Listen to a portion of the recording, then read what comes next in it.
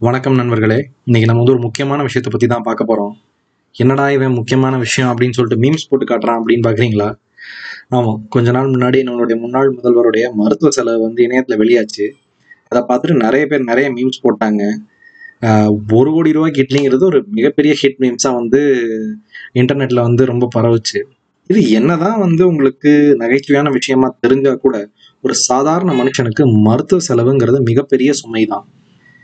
இப்போ ரீசெண்டா கூட இந்த கொரோனா ட்ரீட்மெண்ட்டுக்காக பல ஹாஸ்பிட்டல்ஸ் அதிகமா சார்ஜ் பண்ணாங்க அப்படின்னு சொல்லிட்டு கவர்மெண்ட் கூட அவங்களுக்கு வார்னிங் கொடுத்தா நம்ம பத்திரிகையில படிச்சிருக்கோம்.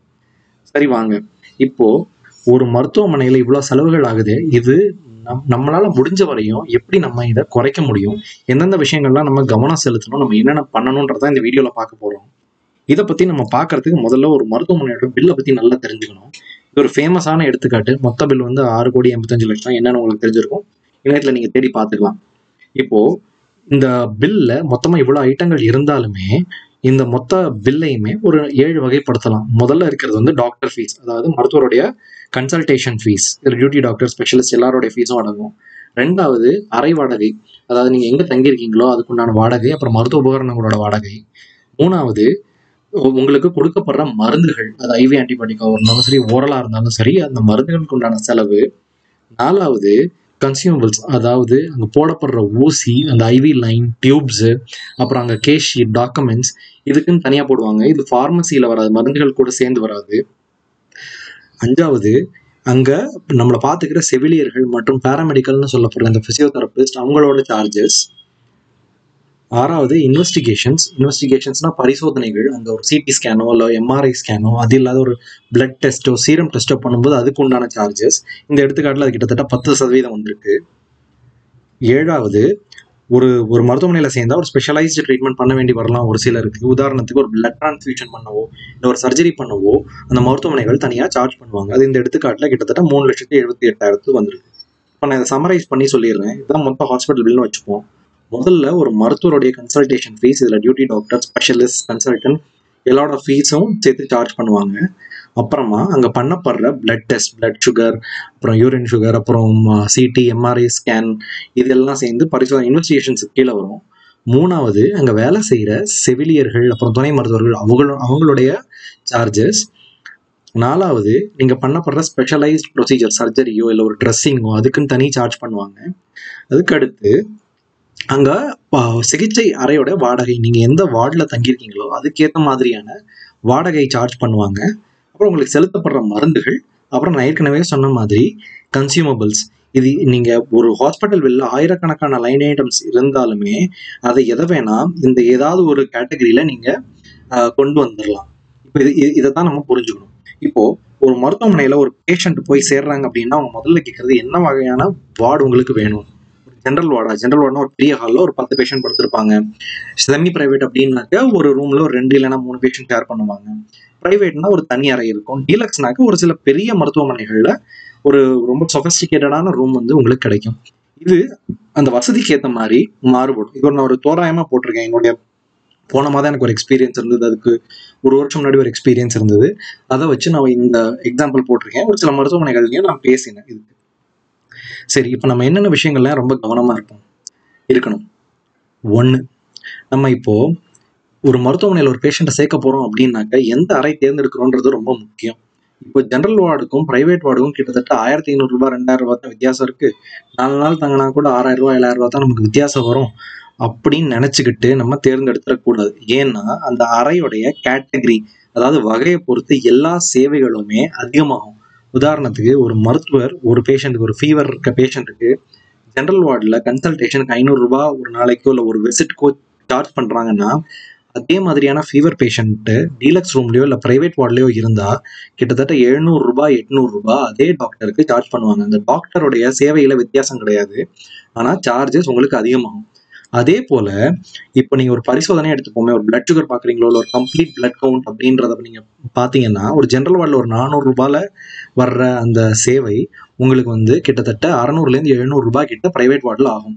பண்ண போற அந்த டெஸ்ட் என்னவோ ஒரே லேப் தான், அதை சர்டிஃபை பண்ற பேத்தாலஜிஸ்டோ ஹெமட்டாலஜிஸ்டோ ஒரே மருத்துவராக தான் இருப்பாரு. ஆனா நீங்க எந்த வார்டில் இருக்கீங்களோ அதுக்கேற்ற மாதிரி உங்களுடைய கட்டணம் மாறுபடும். அப்புறமா துணை மருத்துவ சேவைகள், அதாவது இப்போ நீங்கள் நர்சஸ் இருக்காங்கன்னு வச்சுக்கோங்களேன், நர்சஸ் அப்புறம் மற்ற சிகிச்சைகள், இது எல்லாமே நீங்கள் வந்து பிரைவேட் வார்டையோ டீலக்ஸ் வார்டையோ நோக்கி போக போக அதிகமாகும். இன்னொன்று முக்கியமாக என்னன்னாக்கா, ஐசியூவில் இருக்க பேஷண்ட்ஸ்க்கு இது எல்லாத்த விட ரொம்பவே அதிகமாகும். இதை நீங்க நல்லா ஞாபகம் வச்சுக்கணும். சரி, இது சரியா தப்பா? இது சரி தப்பு நம்ம ஈஸியா சொல்லிட முடியாது. ஏன்னா இப்போ ஒருவேளை அரசாங்கம் இது எல்லாத்தையும் சமநிலைப்படுத்தணும்னு வந்து ஒரு ரூல் கொண்டு வந்தாங்க அப்படின்னாக்க, இது எல்லாத்தையுமே குறைச்சு மருத்துவமனைகள் 500 போட போறது கிடையாது. எல்லாத்தையும் ஒரு ஆவரேஜ் அவுட் பண்ணி ஒரு 700 இல்லை 750 கொண்டு வந்து நிப்பாட்டுவாங்க. அப்போ இந்த ஜெனரல் வார்டில் இருக்க பேஷண்ட்க்கு கொஞ்சம் டிஸ்அட்வான்டேஜா இருக்கும். இன்னொரு விஷயம் நீங்க என்ன நோட் பண்ணணும்னாக்கா, இந்த மருந்துகள் அப்புறம் அந்த கன்சியூமபிள்ஸ்லாம் வந்து எம்ஆர்பி இருக்கிறதுனால இதோட விலை மட்டும் மாற போறது கிடையாது. இதுதான் நீங்க முதல் விஷயத்த ஞாபகம் வச்சுக்கணும். ஒரு பேஷண்ட்டை நீங்க அட்மிட் பண்ண போகும்போது எந்த அறை தேர்ந்தெடுக்கிறீங்க அப்படின்றது ரொம்ப முக்கியம். ரெண்டாவது, என்ன நம்ம பிராண்ட் பயன்படுத்துறாங்க மருந்துகள்ல. இப்போ ஒரு டாக்டர் வந்து ஒரு பேஷண்ட்க்கு ஆன்டிபயோட்டிக் போடணும்னு முடிவு பண்ணிட்டாரு, இந்த ஆன்டிபயோட்டிக் தான் முடிவு பண்ணிட்டாருன்னு வச்சுக்கோமே, அமாக்சிலின் கிளாவ்லானிக் ஆசிட் தான். இது பல கம்பெனிகள் தயாரிப்பாங்க. நான் எடுத்துக்காட்டுக்கு ஒரு 4 எக்ஸாம்பிள் இணையத்துல இருந்து எடுத்திருக்கேன்.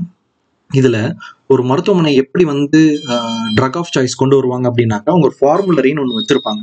Formulary with rules. அந்த ரூல்ஸ்ல என்னன்னாக்க, இந்த மருந்துக்கு எந்த பிராண்ட் போட்டா அதிக லாபம் வருமோ அதை தான் மருத்துவர் முதல்ல பயன்படுத்தணும். அதாவது ஃபர்ஸ்ட் பிராண்ட் ஆஃப் சாய்ஸ், அப்புறம் செகண்ட் பிராண்ட் ஆஃப் சாய்ஸ் அப்படின்னு சொல்லிட்டு ரூல்ஸ் மாதிரி வச்சிருப்பாங்க. அதை பொறுத்து தான் அந்த அந்த பேஷண்ட்டுக்கு மருந்துகள் கொடுக்கப்படும். இந்த உதாரணத்துக்கு எடுத்துக்கிட்டீங்கன்னாக்க, ஒரு 150 ரூபா மருந்தை அந்த மருத்துவமனை 75 ரூபாய்க்கு வாங்கி 75 ரூபா லாபத்துல விற்கலாம். அதே சமயத்துல 200 ரூபா மருந்தை 330 ரூபாய்க்கு வாங்கி 70 ரூபா லாபத்திலையும் விற்கலாம். இது டாக்டருடைய சாய்ஸையும் அந்த மருத்துவமனையோட ஃபார்முலரியை பொறுத்தும் இது அமையும். ஒரு சில இது பெரும்பாலும் அதிக விலையுள்ள மருந்துகள்ல அதிக லாபம் இருக்கிறதுனால மருத்துவமனைகள் இந்த மாதிரி தான் சார்ஜ் பண்ணுவாங்க. குறிப்பா மருத்துவ காப்பீட்டு திட்டம் வச்சிருக்கவங்களுக்கு பெருசா காசை பத்தி கவலைப்பட மாட்டாங்க அப்படின்றதுனால ரொம்ப ஹையர் பிராண்டை தான் அவங்க யூஸ் பண்ணுவாங்க பெரும்பாலும். இது ரெண்டாவது. மூணாவது, ஒரு மருத்துவமனையோட பில்லிங் வந்து ரொம்ப ஒரு காம்ப்ளிகேட்டடான ஒரு விஷயம். ஒரு சூப்பர் மார்க்கெட் போனீங்கன்னாலே ஒரு 10-20 ஐட்டம் நம்ம வாங்கினாலே 2-3 தடவை செக் பண்ண வேண்டியிருக்கு. அந்த சூப்பர் மார்க்கெட்ல இருக்க ஒரு 10 தடவை செக் பண்ணுவாரு கரெக்டா பில் போட்டோமா இல்லையா. மருத்துவமனைன்றது ரொம்ப ஒரு காம்ப்ளெக்ஸான ஒரு விஷயம். ஒரு நூற்றுக்கணக்கான விஷயங்கள், அதாவது ஒரு நாளைக்கு ஒரு 10 மெடிசன்ஸோ, அப்புறம் ஒரு 5-6 டெஸ்ட்ஸோ, அப்புறம் ஒரு டாக்டர் விசிட்டோ எல்லாத்தையுமே அவங்க பில் பண்ணணும். கிட்டத்தட்ட ஒரே நாளில் கிட்டத்தட்ட 100க்கும் மேற்பட்ட சேவைகளுக்கும் பொருட்களுக்கும் அவங்க பில் போடணும். ரெண்டாவது, அந்த மருத்துவமனையில ஒரு பேஷண்ட்டுக்கு ஒரு 4-5 பேர் வந்து பில் போடுற மாதிரி வரும். அந்த வார்டில் இருக்கும்போது அந்த வார்டில் இருக்க நர்ஸோ இல்லை வந்து வார்டு ஊழியரோ, ஆப்ரேஷன் தியேட்டர் போனால் அங்கே இருக்கவங்க, அங்கே என்ன செலவாகுதுன்றதை அவங்க பார்க்கணும். அப்புறமா ஃபார்மசியில் ஃபார்மசிஸ்ட், இந்த மாதிரி பல பேர் சேர்ந்து ஒரு பேஷண்ட்டுக்கு பில் போடணும்.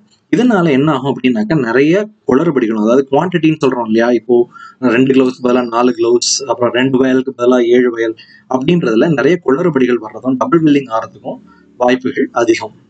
ஸோ இப்போ நம்ம 3 காரணங்கள் பார்த்துட்டோம் இல்லையா. ஒன்று வந்து எந்த வகையான அறை யூஸ் பண்ணுறோமோ அந்த வகை அறைக்கு ஏற்ற மாதிரியான கட்டணம். ரெண்டாவது, அந்த மருந்தோடைய பிராண்டு. மூணாவது வந்து ரொம்ப காம்ப்ளிகேட்டடான இந்த பில்லிங் டைப். நம்ம என்னென்னலாம் பண்ணணும், நம்ம எந்த விஷயத்துல கவனமாக இருக்கணும். முதல்ல நான் ஏற்கனவே சொன்ன மாதிரி சரியான அறை கேட்டகரியை நம்ம தேர்ந்தெடுக்கணும். நம்ம நேரடியாக போயிட்டு ப்ரைவேட் ரூம் வேணும் அப்படின்றது கேட்கறதுக்கு முன்னாடி அந்த மொத்த சிகிச்சைக்கு உண்டான செலவு எவ்வளோன்றது அந்த பில்லிங்ல நம்ம தெளிவாக பேசி அதுக்கப்புறமா தான் அறை கேட்டகரியை நம்ம சூஸ் பண்ணணும். ரெண்டாவது, நம்ம அந்த ஹாஸ்பிட்டல்ல சேரும் போதே எனக்கு ஐட்டமைஸ் பில் வேணும் அப்படின்றத தெளிவாக சொல்லிடணும். இதை வந்து டெய்லி நம்ம கிராஸ் வெரிஃபை பண்ணணும். இப்போ உதாரணத்துக்கு நானே வந்து எனக்கு ஒரு மாதம் முன்னாடி எங்கள் உறவினர் மூலியமாக எனக்கு ஒரு அனுபவம் இருந்தது. அதில் என்னன்னாக்கா, அவங்க நான் பில்லுன்னு போய் கேட்கும்போது 30,000 ரூபான்னாங்க. எனக்கு ஐட்டமைஸ் பில் கொடுங்க அப்படின்னு சொன்னோன்னே எனக்கு கிட்டத்தட்ட 1,600 ரூபாய் அதில் குறைஞ்சிது. ஸோ நீங்கள் ஐட்டமைஸ் பில்லை டெய்லி வாங்கி அதை நீங்கள் கிராஸ் வெரிஃபை பண்ணணும். அதில் என்ன போட்டிருக்காங்க, okay doctor consultation fees 2 visit போட்டிருக்காங்களா, 2 விசிட் டாக்டர் வந்தாரா, வரலைன்னா அதை கரெக்ட் பண்ண சொல்லலாம். மூணாவது, நீங்கள் டிஸ்சார்ஜ் ஆகும்போது பயன்படுத்தாத மருந்துகள் இருக்கும், அதை ரிட்டர்ன் பண்ணி அதுக்கு உண்டான செலவை நீங்கள் கழிக்க சொல்லணும் மறக்காம. அப்புறம் நாலாவது, ஒரு சில மருத்துவமனைகளில் தேவையில்லாத சேவைகள் அப்படின்னு வந்து இருக்கு. அதை ஃபார் எக்ஸாம்பிள், நம்மள வீட்டு சாப்பாடு நமக்கு பெட்டராக இருக்கும், ஹாஸ்பிட்டல் சாப்பாடு வேணான்னு சொன்னாக்க அது தேவையில்லாமல் அது வந்துட்டு இருக்கிறதுக்கு எனக்கு இது வேண்டாம், இதுக்கு நீங்கள் எனக்கு சார்ஜ் பண்ணாதீங்கன்னு சொன்னீங்கன்னா ஒரு சில மருத்துவமனைகள் சார்ஜ் பண்ண மாட்டாங்க. இதையும் நம்ம கவனத்தில் வச்சுக்கலாம். எல்லாத்தோட முக்கியமான ஒன்று இருக்கு. என்னது அது? ஹெல்த் இன்சூரன்ஸ், மருத்துவ காப்பீட்டு திட்டம் எல்லாருமே கண்டிப்பாக வச்சிருக்கணும். இது இருந்ததுன்னா பெரிய தலைவலி இல்லாமல் நம்மளுடைய ஹெல்த்துக்கு உண்டான செலவை நம்ம பார்த்துக்க முடியும். நம்ம ஹெல்த் இன்சூரன்ஸ் வச்சிருந்தா இதை பற்றிலாம் நம்ம கவனம் இல்லாமல் இருக்கணுமா? நோ. இது நம்ம ஹெல்த் இன்சூரன்ஸ் வச்சிருந்தாலுமே இது எல்லா விஷயங்களுக்குமே நம்ம வந்து கவனம் செலுத்தணும். ஏன்னா நம்மளுடைய ஹெல்த் கவருக்கு ஏற்ற மாதிரி நம்மளுடைய எக்ஸ்பென்ஸ் இருக்கும். நம்ம நிறைய யூஸ் பண்ண நம்மளோட கவர் குறையும், அடுத்த வருஷ ப்ரீமியமும் அதிகமாகும். ஹெல்த் இன்சூரன்ஸ் நமக்கு தேவையா, இதனால என்ன நன்மைகள் அப்படின்றத இன்னொரு வீடியோவில் இன்னும் டீட்டெயில்டாக நான் சொல்கிறேன். அதுக்கு எங்கள் சேனலுக்கு நீங்கள் சப்ஸ்கிரைப் பண்ணுங்கள். இந்த வீடியோ வரும், வெயிட் பண்ணுங்கள். சரி, நம்ம இப்போ என்ன பண்ணணும்னு பார்த்தாச்சு. என்னென்னலாம் நம்ம பண்ணக்கூடாது. ஒன்று, கூகுளில் படிச்சுட்டு போயிட்டு மருத்துவர்கிட்ட நீங்கள் வாக்குவாதம் பண்ணக்கூடாது. இந்த மருந்து போடுங்க, இந்த இன்வெஸ்டிகேஷன் பண்ணுங்க, பண்ணாதீங்க அப்படின்றது வந்து தவறான ஒரு விஷயம். நீங்கள் அவங்கள்ட்ட டவுட் கேட்கலாம். இது ஏன் பண்ணுறீங்க, இந்த மருந்து எதுக்காகன்றதை நீங்கள் தெளிவாக நீங்கள் கேட்டுக்கிறது ரொம்ப நல்லது. அதே சமயத்தில் அவங்கள நீங்கள் டிக்டேட் பண்ணுறது எந்த வயதுலையும் பயன் தராது. ரெண்டாவது, மருத்துவமனை சொத்துக்களையோ இல்லை மருத்துவ ஊழியர்களையோ நம்ம வந்து தாக்கக்கூடாது. இதனால கிட்டத்தட்ட 10 ஆண்டுகள் வரை சிறை தண்டனை உண்டு. மூணாவது, ஏற்கனவே எனக்கு இந்த வியாதி வந்திருக்கு, நீங்கெல்லாம் ஒன்றும் ட்ரீட் பண்ண வேண்டாம், நான் செல்ஃப் மெடிகேஷன் எடுத்துக்கிறேன் அப்படின்றத மட்டும் தயவு செய்து பண்ணாதீங்க. சரி, நீங்க என்ன நினைக்கிறீங்க? உங்களுக்கு உண்டான அனுபவங்களையும் உங்களுக்கு நேர்ந்த அனுபவங்களையும் நீங்க இந்த கமெண்ட் பாக்ஸ்ல பதிவு பண்ணுங்க. இந்த வீடியோ உங்களுக்கு பிடிச்சிருந்ததுன்னா, இது பயனுள்ளதுன்னு நினைச்சீங்கன்னாக்க லைக் பண்ணிட்டு உங்க ஃப்ரெண்ட்ஸ் கிட்ட இந்த வீடியோவை ஷேர் பண்ணுங்க. வீடியோ பார்த்ததுக்கு ரொம்ப நன்றி.